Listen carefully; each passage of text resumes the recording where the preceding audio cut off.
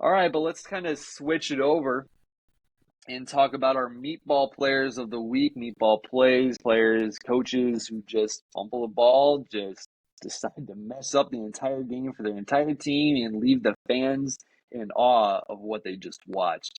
Corey, I'll start it off with you. Who is your meatball play of the week? Couldn't be more excited for this one. It's the entire Cincinnati Bengals roster, front office, top to bottom. They were not prepared. My Brownies, I believe Jamar Chase referred to them as elves. He is on my fantasy team as well. And I've, you know, if I'm going to drop a horrible, horrible week in fantasy, it might as well be in part due to my Browns just curb stomping the Cincinnati Bengals. And coming off of Joe Burrow signing the biggest contract in NFL history and just sucking up and down the field, Jamar Chase was almost entirely irrelevant in that game and in my week in fantasy.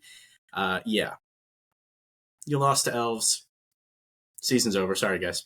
Well, we know this show is a Joe Burrow and Bengals bandwagon show, but Zane, you and me talked about it on Drafts at Dawn on Sunday. The Browns just always played the Bengals well, and I know it's a divisional opponent, but really the Bengals have not historically in the past few years in their rise have not played the Browns particularly well, and they've actually lost more games than they've won.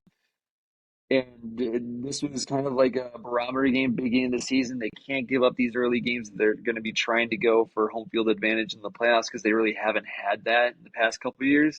So I feel like this one could come back to haunt them. And you're right, Corey. Jamar Chase was talking that talk that week leading up to the game, and oh man, I know the Browns haven't had the playoff success the past couple of years the Bengals had, but any given Sunday, man, it can happen. Hey, that All right, defense is nasty. yeah, they It's looked not real good when good. Garrett's over the center practicing his crossover right in Burrow's face. No, no, that looks like a JV team for a lot of those plays. All right, ZG, who you got for your meatball play of the week? Yeah, my meatball play actually is gonna go to gonna throw it back to college here. Number one, Ball State playing two SEC schools back to back. Don't even know what they're thinking, why they thought that they would even Chirp, compete chirp. for half a quarter.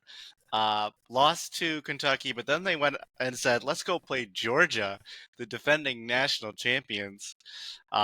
Quarterback actually threw it off his receiver's the back of his foot. His receiver wasn't even looking. Threw it off the Yeah, back of his foot, popped up in the air, interception. Not that we had any hope to win that game, but that's just one of those where you're like, yep, that seems about right. And it's just, you know, we did actually lose a couple good players last year. So this year, starting off against Kentucky and Georgia, it just feels like a complete demoralizer. yeah, yeah. But Zane, even though they lost a couple players, I don't think they're a couple players away. I think No, they they're a were right couple teams there. They away, were like knocking on the door. rosters away. Come on, Danny. You know if they play Georgia 10 times, they win the other nine. Georgia was sweating in the pregame locker room, wondering what they were going to do about that potent Ball State offense. No, they were calling us Oh my L's, god! man. We were ready. We were ready. All right, that's great. Good pick. Good pick. All right, I'm going to go with the Bills punter on Monday Night Football as Xavier Gibson. Let me make sure I get that right so I don't butcher it.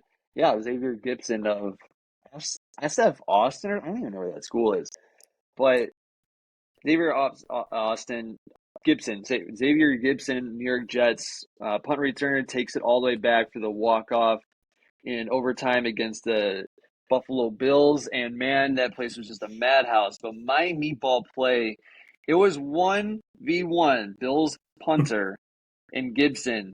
There was nobody else. It was just those two. What does the Bills punter do? He almost dives out of the way of Gibson as he's running by, and as he's running by, he tries to push him down, yet his body is already at a 45-degree angle as he's falling to the ground, and as he tries to make the tackle by trying to push, and almost just like he was just pushing off as it trying to just, please don't hit me, I'm trying to save my body here. Man, tomorrow, actually today, when they go into film room, oh, he's just going to get reamed out. I just know he's just going to be in the back corner as the rest of the team just watches him just absolutely just let the guy walk on by. Just let him walk on by. At the very least, you got to just like put a shoulder on the guy. You're not going to tackle him. You're the punter. We know that. But man, that was just embarrassing on all levels. He's got to go back to Pop Warner to learn some of those fundamentals because that was just disgusting. I mean, there were 10 other guys on the field that let him get there. Come on. That's true. But when you have a one-on-one and it's just you and him, you got to just like go horizontal or something to just take up space to just slow him down or something so that somebody could try to catch up and knock him down at the 4 or 5 yard line. Because man, that poor guy. I mean, the one little hope that Buffalo had is the Buffalo punter just kind of pissed it away. All right, so that's our good meatball plays of the week. I like